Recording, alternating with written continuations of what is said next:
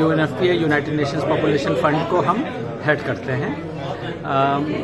ये बहुत ज़रूरी है, ये जो आज की वर्कशॉप थी ये बहुत ज़रूरी है, क्योंकि युवाओं में जो इस तरह का स्ट्रेस हो रहा है उसको किस तरह से मैनेज किया जाए, वो कोई एक इंटरवेंशन को लेकर के नहीं मैनेज होगा, क्योंकि हर तरह का स्ट्रेस है। और जितनी समाज में संस्थाएं हैं, जितने समाज में लोग हैं जो इस काम से लगे हुए हैं, उन सबको साथ आना। तो ये एक बहुत अच्छी पहल है और बहुत अच्छा काम BVHA बहुत अच्छा काम करता है। युवाओं के साथ बहुत एंगेजमेंट है उनका। हम तो कई साल से इन लोगों को जानते हैं और उनके काम को देखा है हमने, और मेरी बेस्ट विशेस है इनको, और ऐसे ही वर्कशॉप्स करते रहें।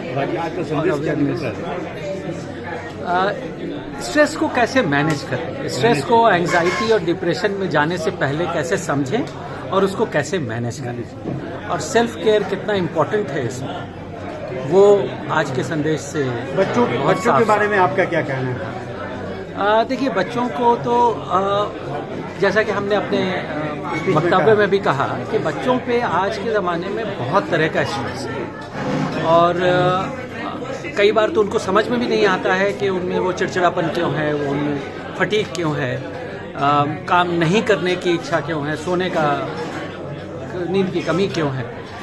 लेकिन फैक्ट ये है कि घर से बाहर निकलने के साथ उस पर स्ट्रेस शुरू हो जाता है, और जब घर में होता है तो पढ़ाई का स्ट्रेस, जॉब का स्ट्रेस, वो सारा कुछ उनके लिए बहुत ही नुकसानदेह है। और आज की इस वर्कशॉप में उसको कैसे समझें, उसको आइडेंटिफाई करें और उसको किस तरह से मैनेज करें अपने लेवल पे, और अगर भगवान न करे, गॉड फॉरबिड, अगर ये आगे बढ़ता है तो फिर मदद अपने काउंसलर्स की मदद लें, साइकोलॉजिस्ट की मदद लें, डॉक्टर्स की मदद लें, वो बहुत ज़रूरी है। वो सीख हेल्प।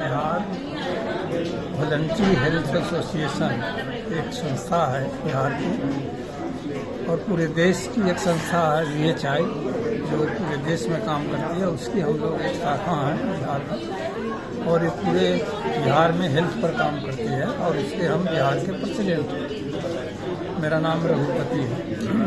बहुत बहुत स्वागत है सर हमारे चैनल में। बहुत बहुत स्वागत। क्या चैनल का नाम है?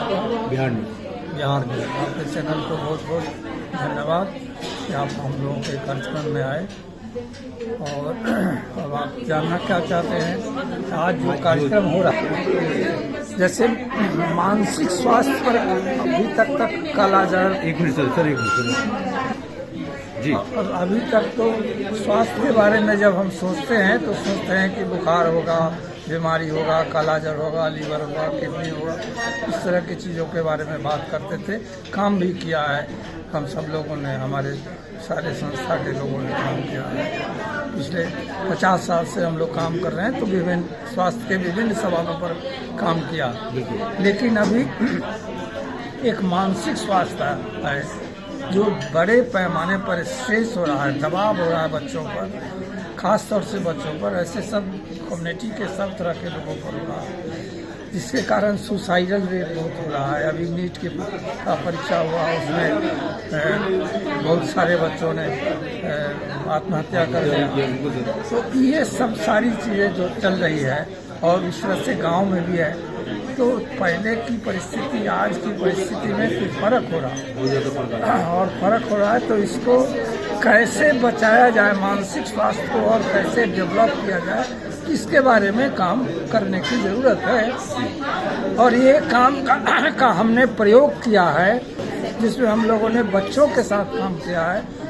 उसके कई आयाम हैं, कई तरह के काम हैं, लेकिन हमने बच्चों को ये बात समझाते हुए कि स्ट्रेस क्या है, एंग्जाइटी क्या है, और इस तरह से इसे उभरा जा सकता है क्लिनिकल साइकोलॉजिस्ट को ले जा करके, और कई चीज़ों से। लेकिन उसके साथ साथ हम लोगों ने स्पोर्ट्स का, खेल कूद का जो तरीका है, उस तरीके को, और खेल कूद के लिए क्लब बना करके गांव-गांव में पांच पंचायत में, गांव में क्लब बना करके बच्चों और बच्चियों एक साथ भी, अलग अलग भी, कबड्डी का, टेनिस का, जो भी कुछ हो सकता है उस सब का किया है, और उससे उसके अच्छे परिणाम भी आए, अच्छे नतीजे आए।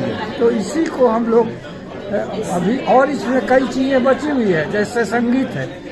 संगीत को भी हम लोगों ने छोड़ दिया है। जो सामूहिक संगीत भी नहीं है, व्यक्तिगत संगीत भी नहीं है, उससे एनर्जाइटी बढ़ती है। उसी तरह से खेल जो पहले हम लोग खेलते थे गांव में, गाची होता था, कबड्डी, चिक्का, अनेक तरह के खेल खेलते थे। स्कूल से आते थे, कपड़ा कहीं दिया, जूता कहीं दिया, चप्पल कोई, तो हम लोग जो पढ़े हैं उसमें तो जूता पहन करके हम लोग जाते ही नहीं थे स्कूल। उस समय तो हम लोग को जूता मिलता ही नहीं।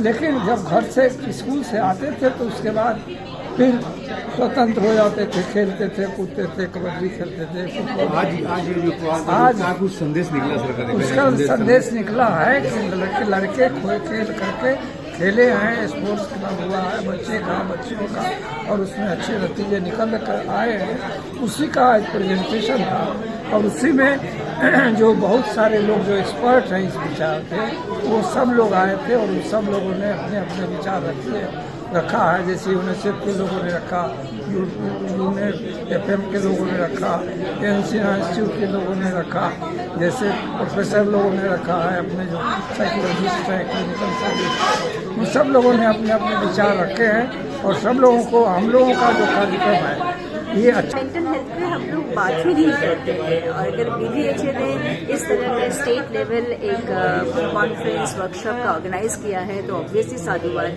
तो देना ही पड़ेगा।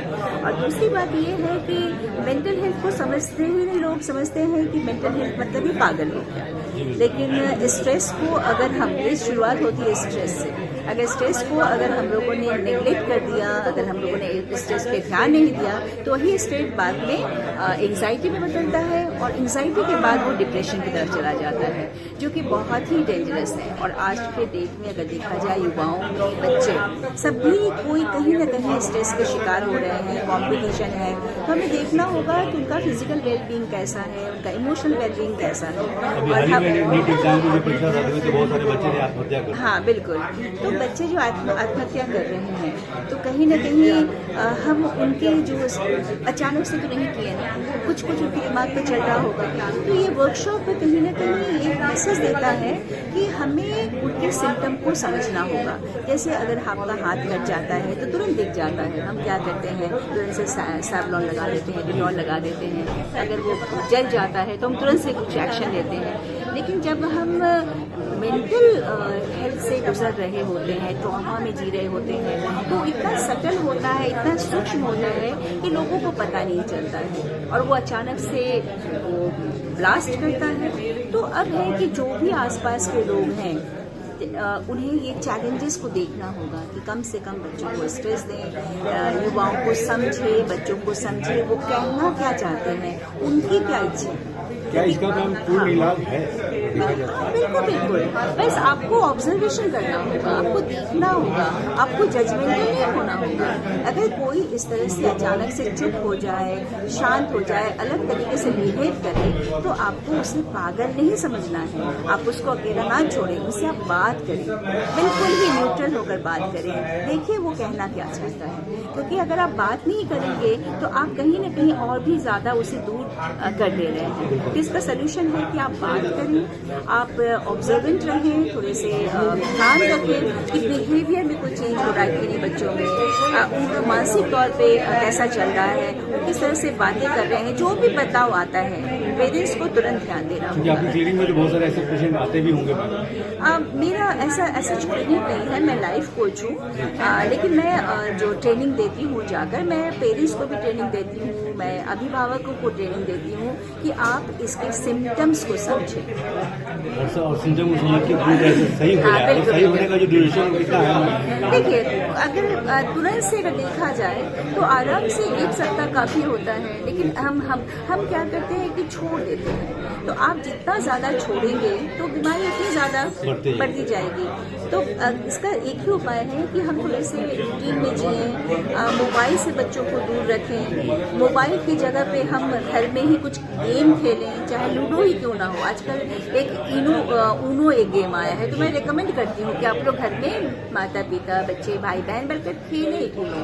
तो उससे क्या होगा कि एक दूसरे से बात करेंगे, एक दूसरे से जुड़ाव होगा। आजकल तो ऐसा हो गया है कि किसी को कुछ पता ही नहीं होता है। बच्चा या कोई भी उम्र के लोग मेंटली सिक ना हो, और जब सिक होते हैं तो उनको छुपाए नहीं, वो आप डॉक्टर के पास आए, मिले, उनसे देखें। अगर नहीं मिल पाते हैं तो जो भी आपके घर में आसपास में है उनसे कम्युनिकेट करें। कुछ छोटी छोटी चीज़ों का वो ध्यान रखेंगे तो उन्हें अपने आप को बचा सकते हैं। क्या मैम ऐसा नहीं लगता कि ये समस्या जो बढ़ी है वो कोविड के बाद बढ़ी है? हाँ, कोविड के बाद बढ़ी है, बट ऐसा नहीं था कि पहले मेंटल हेल्थ का प्रॉब्लम या इश्यूज नहीं था। अब कोविड के बाद क्या है ना, सब लोग अकेलापन ज़्यादा महसूस करते हैं, इरिटेशन ज़्यादा हो गया है, मोबाइल पे बहुत ज़्यादा लोग रहने लगे हैं। मोबाइल के रहने की वजह से उनकी जो मानसिक स्थिति थी वो लोग से सोचते हैं कि इतने देर में मैं मोबाइल देख लूँ जितना कि मैं किसी से बात करूँ। तो एक फैमिली में अगर 4 लोग हैं तो 4 लोग भी एक दूसरे से बात नहीं करते हैं, और उस टाइम को अपना ज़्यादा से ज़्यादा स्पेंड करते हैं मोबाइल पे। ये भी एक तरह का एडिक्शन बढ़ता चला जा रहा निकल के है। आता है आज का? ये संदेश है कि आज के दिन में जब मेंटल हेल्थ इश्यूज आ जाए तो आप अपने आप को छुपाए नहीं, आप बात करें, आप लोगों से मिले, आपकी जो इश्यूज हैं वो कहीं न कहीं डिस्कशन करें, और जब डिस्कशन करेंगे तभी उस चीज़ों का सॉल्यूशन होगा।